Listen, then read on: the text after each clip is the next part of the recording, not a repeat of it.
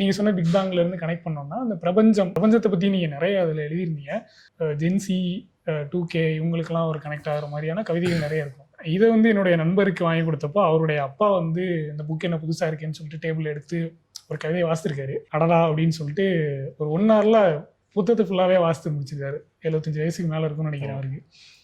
அவர் படித்த கவிதை என்னன்னா, கண்ணை திறந்தால் உலகம், மூடினால் பிரபஞ்சம். அது கொஞ்சம் ஸ்பிரிச்சுவலான ஆள் தான். அதனால எனக்கே ஒரு மாதிரி இருந்தது, இப்போ நமக்கு கனெக்ட் ஆகிற கவிதை அவங்களுக்கும் கனெக்ட் ஆகுதா அப்படின்னு. அந்த கவிதையினுடைய நிகழ்ந்த தருணம் என்னது? எனக்கு பொதுவாகவே கவிதை நிகழ்ந்த தருணங்கள் வந்து பொதுவாக ஞாபகம் இருக்காது. பட் ஃபார்ச்சுனேட்டாக இந்த கவிதையுடைய இது எனக்கு ஞாபகம் இருக்குது. என்னன்னா வந்து இந்த காலேஜ் டைம்லலாம் எனக்கு ஒரு ஹேபிட் இருக்கும். என்னன்னா நைட்டு தூங்குறதுக்கு முன்னாடி சும்மா கண்ணை மூடி எதையாவது ஒன்று யோசிக்கிறது. ஏன்னா அப்போல்லாம் எல்லாத்து மீதும் ஒரு ஆர்வம், ஒரு கியூரியாசிட்டி, அந்த ஒரு நாவல்ட்டின்னு சொல்லுவாங்கள்ல, புதுசாக ஏதாவது ஒன்று கற்றுக்கணுங்கிற கியூரியாசிட்டி இருந்துகிட்டே இருக்கும். அப்போதான் இந்த இலக்கியங்கள் எல்லாமே அறிமுகப்படுத்தப்பட்ட ஒரு டைம் அது.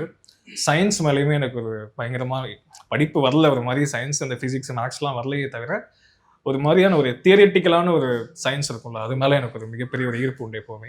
இந்த கவிதை எப்படின்னா அப்படிதான், நைட்டில் தூங்கும் போதெல்லாமே வந்து நம்ம சும்மா எப்படி எல்லாம் உருவாயிருக்கும், கடவுள்னு சொல்கிறாங்களே, கடவுளை யார் படைச்சிருப்பா, எல்லாமே எங்கேருந்து இதாக இருக்கும்ட்டு நம்ம மனசுக்குள்ளேருந்து நம்ம ஒரு ஆழத்துக்கு போக போக ஒரு பதில் கிடைக்கலனா கூட ஒரு ஏதோ ஒரு பாத் ஒன்று உருவாவதில்லை.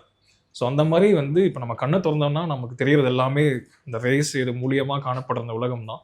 நீங்கள் கண்ணை மூடிட்டீங்கன்னா தான் வந்து உங்களுக்குள்ளே இருக்கிற எல்லாமே, உங்கள் மனதின் ஆழத்தை நீங்கள் அடைய நிறைய அற்புதங்கள் நிகழும். உங்களையே நீங்கள் புரிந்து கொள்வதற்கான வாய்ப்புகள் அதிகமாக இருக்கும். நம்ம கூட டைம் ஸ்பெண்ட் பண்ணுற ஒரு ஸ்பேஸ் மாதிரி அது. கரெக்டாக ஒரு 1 வீக்குக்கு முன்னாடி கவிஞர் அறிவுமதி அவர்கள் கால் பண்ணாங்க. இந்த புத்தகத்தை படிச்சுட்டு கரெக்டாக இந்த கவிதையை தான் மேற்கோள் காட்டினாங்க. அதான், கண்களை திறந்தால் உலகம், கண்களை மூடினால் பிரபஞ்சம். நீங்கள் கண்களை மூடிட்டீங்கன்னா ஒட்டுமொத்த பிரபஞ்சமும் உங்களோட தான், உங்களுக்குள்ள தான் பிரபஞ்சம் இருக்குது அப்படிங்கிற மாதிரி.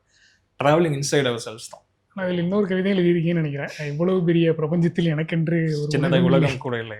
எனக்குன்னு சொந்தமாக உலகம்னா நான் நினைக்கிற மாதிரி ரொம்ப ஒரு எல்லாமே கரெக்டாக, எந்த விதமான ஒரு பாகுபாடும் இல்லாமல், வேறுபாடும் இல்லாமல் ஒரு அழகான ஒரு ஸ்பேஸ் இல்லை அப்படிங்கிறது என்னுடைய பார்வையிலிருந்து அது எழுதின மாதிரி ஒரு கவிதை. பொதுவாகவே கவிஞர்கள் அப்படின்னா ஏதோ ஒரு கட்டத்தில் அவங்க சமூகத்தின் மீது இருக்கிற ஏதோ ஒரு பிரச்சனை மேலே அவங்க கோபம் வரும். அப்படி இருக்கும்போது இவ்வளோ நல்ல கவிதைகள் எழுதின ஒருத்தர் இப்படி ஒரு கவிதை எழுதியிருக்காரு, இது எனக்கு புரியல. பார்த்தோன்னே ஒரு கோபம் வந்துச்சு, எதுக்கு அப்படி எழுதியிருக்காருன்னா அப்புறம் ஒருவேளை நேரில் பார்த்தா கேட்கலான்னு வச்சுருந்தேன். அது என்ன கவிதைனா,